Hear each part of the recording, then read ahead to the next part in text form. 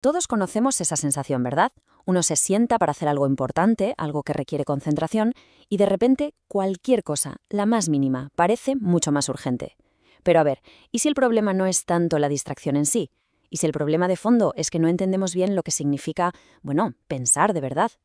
En este análisis vamos a meternos de lleno en eso, en qué es el auténtico esfuerzo profundo, algo que va mucho, pero que mucho más allá de la simple procrastinación.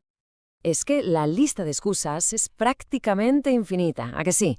Que si hay que buscar tinta, que si mejor leo el periódico un momento, que si me distraen los ruidos de la calle, o mejor llamo a alguien, o me pongo a soñar con las vacaciones, o fumo un cigarro. O la clásica, esperar a que baje la inspiración divina.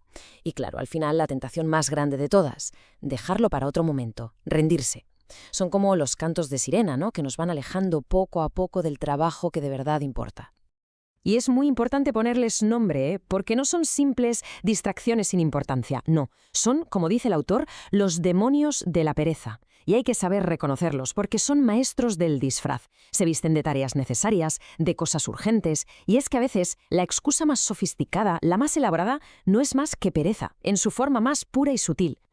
Fijaos en esta confesión de Delacroix a Baudelaire, es que es buenísima. ¿Qué quiere decir con esto? Pues que ilustra una de las trampas más astutas que existen, esa búsqueda sin fin de la herramienta perfecta, del plan ideal, de la preparación absoluta. En el fondo, es una forma de no empezar nunca. Nos quedamos en los preparativos. ¿Por qué? Porque el trabajo de verdad, ese salto al vacío, nos da un miedo atroz. Vale, digamos que conseguimos esquivar a todos estos demonios. ¿Y ahora qué? Pues ahora viene el verdadero reto, porque ojo, no se trata solo de evitar no hacer nada, se trata de entender cómo hacer algo de verdad. Vamos a ver en qué consiste ese auténtico, ese genuino esfuerzo intelectual. Y aquí está la pregunta del millón, la pregunta clave. ¿En qué consiste realmente el esfuerzo intelectual? Porque esto no va de sentarse y forzar la mente hasta que a uno le duela la cabeza, para nada. Hay una dinámica muy concreta, un movimiento interno que es precisamente lo que diferencia el trabajo superficial de un trabajo verdaderamente profundo. Pues la respuesta está en este concepto, que es el centro de todo, el vaivén. Pensémoslo así, la inteligencia no puede quedarse quieta, no puede quedarse solo en el mundo abstracto de las ideas puras, pero tampoco puede ahogarse en un mar de datos y hechos concretos sin conexión. El verdadero esfuerzo intelectual es movimiento, es dinámico, es literalmente un baile constante entre esos dos mundos, el de las ideas y el de los hechos. Y esta tabla lo explica genial. A un lado tenemos la trampa y al otro el objetivo. La primera trampa es el hecho puro. Un dato, una observación, sin más, no significa nada por sí solo. La segunda trampa, la idea pura, una teoría abstracta que no se ancla en nada real. ¿Y cuál es el objetivo? Pues justo lo contrario. Convertir ese hecho puro en un hecho iluminado, o sea, un dato que cobra sentido porque lo conectamos con una idea general. Y convertir esa idea pura en una idea encarnada, una ley que se hace real. En esa fusión, ahí es donde ocurre la magia. Es que la analogía es perfecta, ¿verdad? Estos movimientos de subida y de bajada son la respiración de la inteligencia. Es que es eso. El esfuerzo intelectual no es algo estático, no es una foto fija.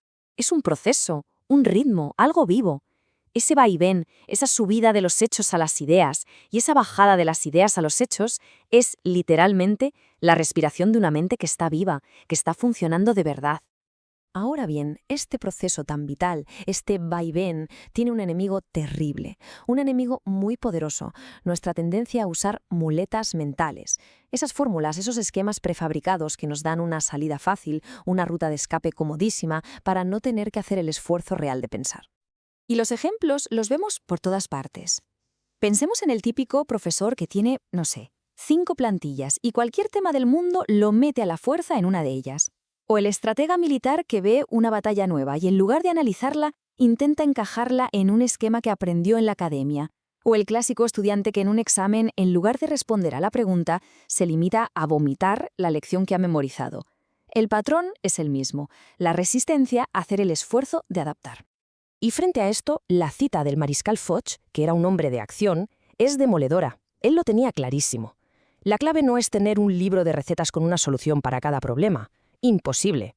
La clave es tener unos pocos principios muy sólidos y, sobre todo, la agilidad mental para aplicarlos a una realidad que siempre va a ser nueva. Esa flexibilidad, esa aplicación, eso es todo. ¿Y qué pasa cuando se cae en esta trampa? Pues lo que pasa es el fracaso. Y lo peor es que luego es muy fácil echarle la culpa a la mala suerte. Pero la mayoría de las veces de suerte tiene poco. Lo que hay detrás es un fallo de audacia, de valentía, para enfrentarse a lo único de ese problema. Es una rendición ante el esfuerzo que requiere adaptarse. Muy bien, ya hemos visto el problema y su trampa más común. Ahora vamos a lo práctico. ¿Cómo se inicia este esfuerzo profundo? Cuando uno se enfrenta a una montaña de información, a un problema que parece inabarcable, ¿por dónde demonios se empieza? Arquímedes dijo aquello de «dadme una palanca y moveré el mundo», y nos encanta esa idea. Todos buscamos esa gran palanca que lo cambiará todo. Pero, y esto es lo importante, lo que de verdad se necesita no es la palanca, sino la fisura. Ese pequeño punto de apoyo, esa grieta en el problema, donde poder meter la palanca para empezar a hacer fuerza. Sin fisura, la palanca no sirve de nada. Entonces, ¿cómo encontramos esa fisura? Pues hay 3 grandes estrategias, 3 maneras de abordar el problema para encontrar ese punto de entrada. Y no son trucos de magia, son métodos de trabajo. La primera, ir de lo conocido a lo desconocido. La segunda, estudiar las transiciones. Y la tercera, profundizar en un único punto singular. Vamos a ver cada una de ellas. Para entender la primera estrategia, esta anécdota es genial. Un estudiante quiere estudiar a Platón, se enfrenta a toda su obra y se siente abrumado. Y su maestro le dice: «¡Ah, desdichado! ¡No se le ocurra!